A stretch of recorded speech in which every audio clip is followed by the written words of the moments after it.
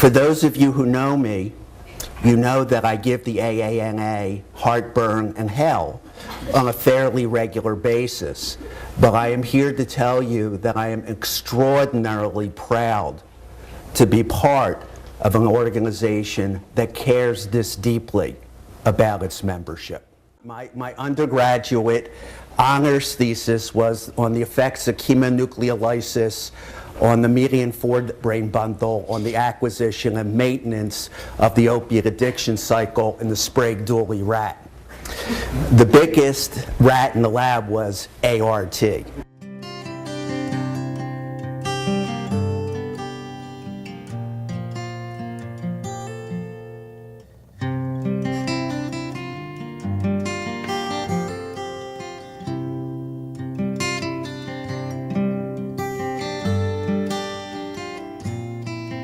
The good news is that chemical dependency is treatable.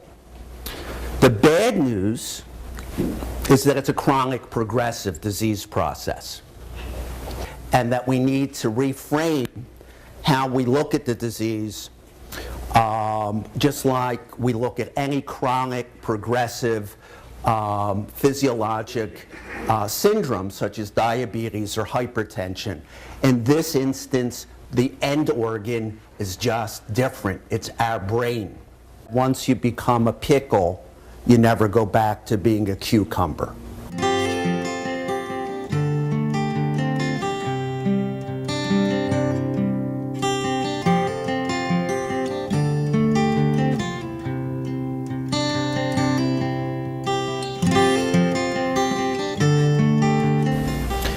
Well, we know that it happens to CRNAs. We know that it happens to terribly bright, talented, extraordinarily gifted folks in our profession.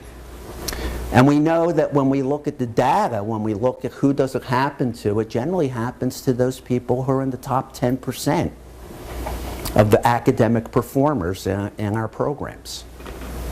So there's something about being brighter than the average bear that acts as an Achilles heel for us for chemical dependency, and that needs to be looked at.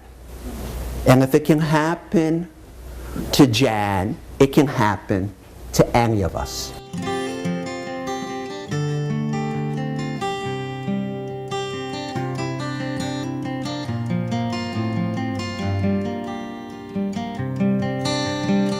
So rational thinking goes sort of like this. All trees have leaves. This has leaves. This may be a tree. Is everybody with me? Neurotic logic. All trees have leaves. This has leaves. This may be a tree. And when fall comes, I'm going to pick up every leaf. Okay? Psychotic logic is all trees have leaves. This has leaves. Therefore, I am a tree. Okay. And addictive logic is all trees have leaves, this has leaves, and therefore I need a drink or a drug.